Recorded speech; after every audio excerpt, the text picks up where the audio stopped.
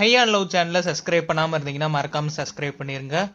Hello all, welcome back to my channel. So நேற்று அன்சீனில் பாலாஜி சிவனிட்ட அவரோட பிளான்ஸை பற்றி சொல்கிறாரு. சிவனிட்ட பாலாஜி என்ன சொல்கிறாருன்னா, அவன் கேமே விளாடாமல் படுத்து தூங்கிட்டு பிக் பாஸ் வீட்டுக்குள்ள 50 நாள் இருக்கேன், நாம ஏன் பயந்து வெளியில் போவோமா மாட்டோமான்னு சொல்லிட்டு யோசிச்சு விளாடணும். ஸோ இனிமேல் நானும் பயங்கரமாக விளாட போகிறேன்னு சொல்லிட்டு சொல்கிறாரு. அண்ட் பிக் பாஸ் வீட்டுக்குள்ள சும்மா படுத்து தின்னுட்டு தூங்கிட்டு இருக்கிறவங்க ஏன் உள்ளே இருக்கணும், அவங்க வெளியில் போட்டும். ஸோ இனிமேல் பிக் பாஸ் வீட்டுக்குள்ள எல்லா பேரும் டஃப் கண்டஸ்டன்ஸாக இருக்கணும் அண்ட் அவங்க கூட தான் நான் காம்படேட் பண்ணணும்னு சொல்லிட்டு சொல்கிறாரு. அண்ட் ஃபர்தராக என்ன சொல்கிறாருன்னா, நான் வந்து இங்கே ஃபேமிலியாக விளாட வரல, நான் இண்டிவிஜுவலாக விளாட வந்திருக்கேன், இங்க எல்லா பேருமே என்னோட கண்டஸ்டன்ட் தான் சொல்லிட்டு இன்டைரக்டா அர்ச்சனா அண்ட் கேங்க குத்தி காட்டுறாரு. அண்ட் பாலாஜி சிவனிட்ட இன்னொரு முக்கியமான பாயிண்ட் சொல்றாரு. சோ அது என்ன சொல்றாருன்னா, நான் பிக் பாஸ் வீட்டுக்குள்ள ஆரியா என்னோட டஃப்பான கண்டஸ்டன்ஸா பாக்குறேன்னு சொல்லிட்டு ஓப்பனாவே சொல்றாரு. அண்ட் அடுத்த டஃப்பான கண்டஸ்டன்ஸா ரம்யா அண்ட் ரியோவை பாக்குறாராம். அண்ட் பாய்ஸ் அண்ட் கேர்ள்ஸ் அவரை பொறுத்த வரைக்கும் ரெண்டு பேரும் ஈக்குவலான கண்டஸ்டன்ஸ் தானா. அண்ட் அர்ச்சனா கேங்க டைரக்டாவே சிவானிட்ட சொல்றாரு, 7 பேர் சேர்ந்துட்டு ஒருத்தருக்கு ஒருத்தர் நாமினேட் பண்ணாம அடுத்தவங்க எல்லா பேத்தையும் நாமினேட் பண்ணிக்கிட்டு இருக்காங்கன்ட்டு. அண்ட் இந்த 7 பேர் கேங் பத்தி ஆடியன்ஸுக்கு தெரியுமா என்னன்னு தெரியல, பட் எனக்கு சந்தர்ப்பம் கிடைக்கிறப்பலாம் இந்த கேங்கை போட்டு உடச்சிக்கிட்டே இருப்பேன்னு சொல்லிட்டு சிவானிட்ட சொல்லி முடிக்கிறாரு.